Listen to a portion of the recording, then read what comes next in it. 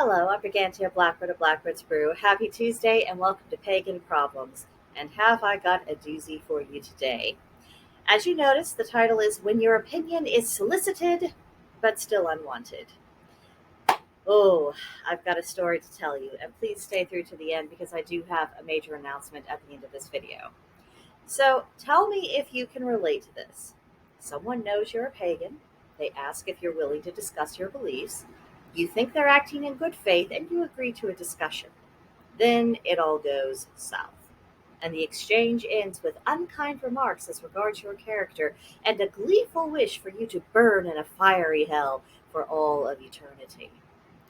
Unfortunately, there has been a recent uptick in such experiences, and it benefits no one.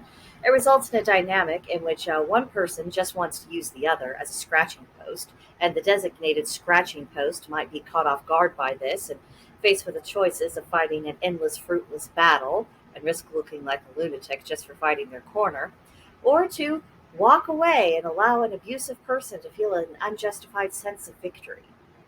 The person doing the scratching, beyond the momentary pleasure they might get from lashing out, are not the better for the experience because it further ingrains horrible behavioral patterns inside their own brains, and eventually those patterns lead to bad outcomes in all sectors of their life. So they might temporarily feel good, but in the long run, it's not a good thing to be doing. So guess what happened to me the other day? Yes, I was the person who was way too trusting and did not do enough background research to realize the type of person I was dealing with. So, the short version of the story is I was approached for an interview about religion and politics, and the person who asked for the interview had behaved in a reasonable fashion up to that point. So, I agreed. The interview was conducted on Minds.com, and the format was in a comment thread, which is obviously not ideal because it's all jumbled and mixed up, and it's just not the same as an actual free-flowing conversation or even just emailing someone a list of questions and then, copying their answers. But if you don't fear getting a migraine and don't mind following some convoluted nonsense, that interview is linked below. The start of the thread is at the bottom of the page, and enter at your own risk.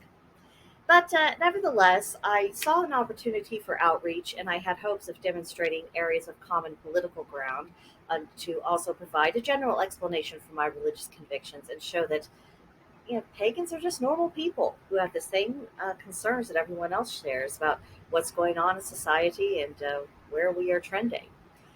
Oh, but I have paid for naivete. Now, I'm not looking for sympathy or reassurance here.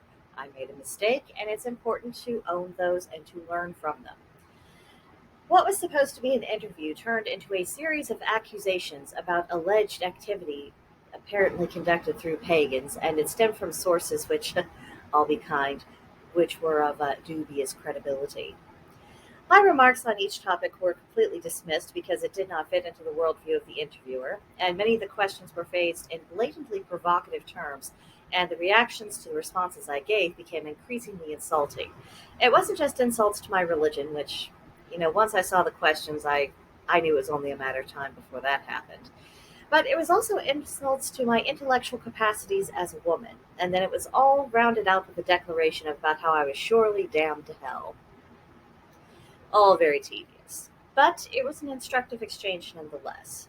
First, I should make a more thorough investigation of people when I'm having public discussions.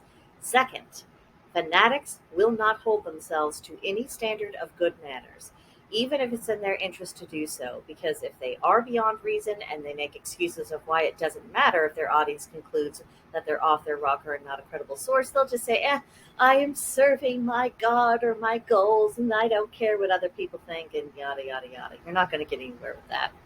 And third, it is past time to stop accepting such treatment and conduct as if it was normal, as if it was in any way, shape, or form acceptable. There's a better way to do things. Now, ever since I began this channel, I had it in mind that it would be a place to start conversations, productive conversations, in which all parties involved got something worthwhile out of the exchange. In order for that to happen, there have to be commonly held standards and a plateau of understanding of that we're going to conduct ourselves in this fashion suitable for adults. If everyone is constantly on guard, waiting to be attacked over one thing or another, that makes discussing ideas of any substance absolutely impossible. The form of conversation matters as well. It makes a difference whether it's a podcast that's just exchanging ideas between people, or if it's a debate, or if it's an interview. These are different formats and they require different approaches. Talking about ideas is about exploration, considering possibilities, and theorizing about practical implications. Debates are about attempting to prove a point and using all available evidence and reasoning to do so. An interview is about asking questions and allowing the guest to answer and elaborate, preferably freely without the host bashing the guest about the head. And just as a matter of decency, the person who issues the invitation should make it clear what their intentions are, what the format and purpose will be, and a general idea of what will be on the table for discussion, so that the guest has an opportunity to prepare and marshal their thoughts. Anyone who engages in any form of public discussion has an obligation and motivation to earn a reputation for being an honest broker and for treating guests with dignity and respect. Combative screeching matches may occasionally go viral, but they achieve nothing else. I think it's time to set a higher standard. And that brings me to today's announcement. It is with great pleasure that I announce a new series on this channel to premiere in the not too distant future. Pagans in Their Own Words. Now, rest assured, my collaborations with Wiccan Conservative and the Witch on Witch series will absolutely continue. We have some things planned that we're very excited about. And I also hope to make the roundtable discussions with the Discord group members to be a monthly feature as well. But I want to do more. Pagans in Their Own Words will be an interview series. The purpose is not debate. It's simply to allow practitioners of all walks of paganism to speak for themselves, to outline their core beliefs, their practices, and show the world that the propaganda about pagans does not reflect the reality of who we are or what we do. The interviews will be conducted on Skype because that's a recording function with video and that works pretty well. Participants will be presented with a list of questions that I intend to ask so that they can prepare ahead of time. And any follow-up questions I ask will be based on their responses with the intention of allowing people to fully elaborate on their opinions. And again, the purpose of the conversation is not for me to debate anyone or challenge their opinions. I just want people to be able to express what they think fully and freely. This will be a forum for that, where you can express yourself and you can share your case for your convictions unimpeded. To start with, I will ask and see if any members of Blackbird's Brew would be willing to be interviewed. If you are watching this video and you would like to be part of the project, please reach out either on the Discord group or on my email, both of which are listed in the description box below.